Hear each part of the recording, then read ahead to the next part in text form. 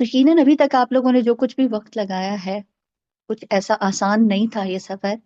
بہت مشقتوں کے ساتھ، بڑی استقامت کے ساتھ، بہت صبر کے ساتھ چیزوں کو لے کر چلے آپ لوگ، اور اللہ تعالیٰ اس کو قبول اور منظور فرمائے۔ اب اس میں ٹھہرنا کیسے ہے، اب اس میں اپنے اندر استقامت کیسے لانی ہے، اس کے لیے مزید صبر کی ضرورت ہے، اپنے قدموں کو کیسے جمانا ہے۔ تو سب سے پہلے تو اپنے لیے دعا کیجیے گا۔ ربنا لا تزغ قلوبنا بعد إذ هديتنا وهب لنا من لدنك رحمة إنك أنت الوهاب۔ اللہ تعالیٰ ہمیں ہدایت کے بعد ہمارے دلوں کو ٹیڑھا نہ کرے۔ دوسری چیز یہ ہے کہ انسان جب کچھ علم حاصل کر لیتا ہے نا، تو پھر اس کے اندر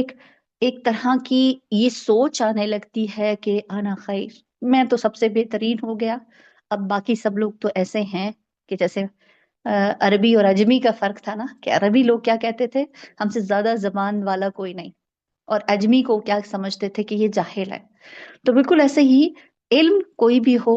اور خاص طور پر دین کے علم کے بعد تو تکبر کی کیفیت تو قطعی نہیں آنی چاہیے۔ علم کے ساتھ عاجزی کی کیفیت، کہ آپ کا استادوں سے ادب اور احترام برقرار رہے، اور چھوٹوں کے ساتھ ایک شفقت اور محبت والا معاملہ، اور پھر یہ کہ جو کچھ لے لیا، یہ علم آپ کے پاس امانت ہے،